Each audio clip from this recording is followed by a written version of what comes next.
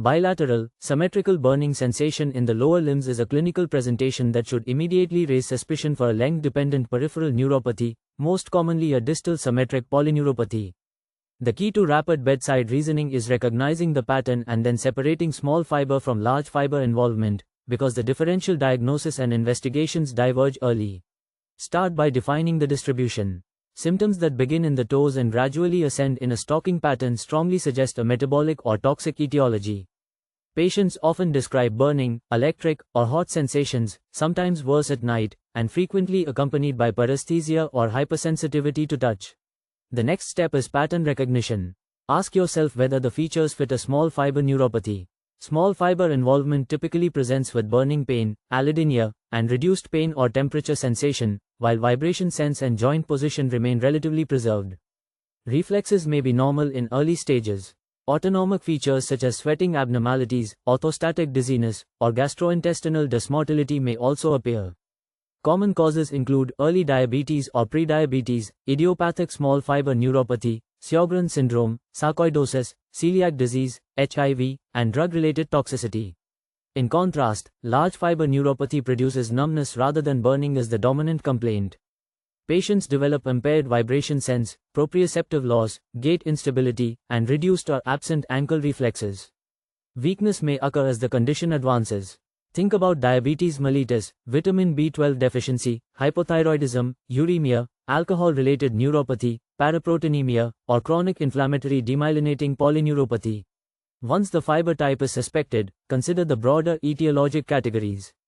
Metabolic and endocrine causes are the most common and should always be screened first.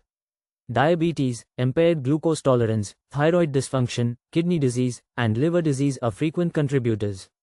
Nutritional deficiencies, especially vitamin B12, and toxic exposures such as alcohol, heavy metals, or medications like isoniazid, metronidazole, linezolid, chemotherapeutic agents, and certain antiretrovirals must also be reviewed carefully.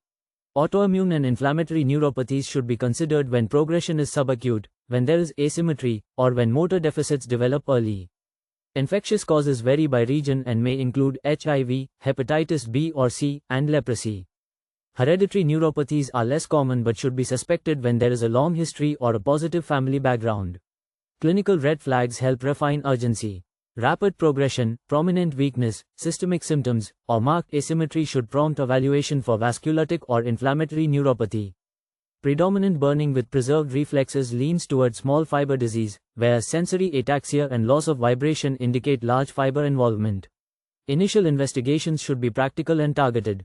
Begin with glucose assessment using HbA1c or fasting glucose. Consider an oral glucose tolerance test if suspicion remains high. Measure vitamin B12 levels with methylmalonic acid when needed. Evaluate thyroid function, and obtain basic hematologic and metabolic panels.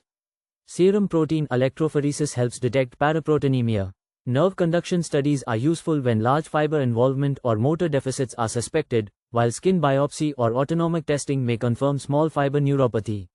In summary, bilateral symmetrical burning in the lower limbs is less about memorizing long differentials and more about recognizing patterns.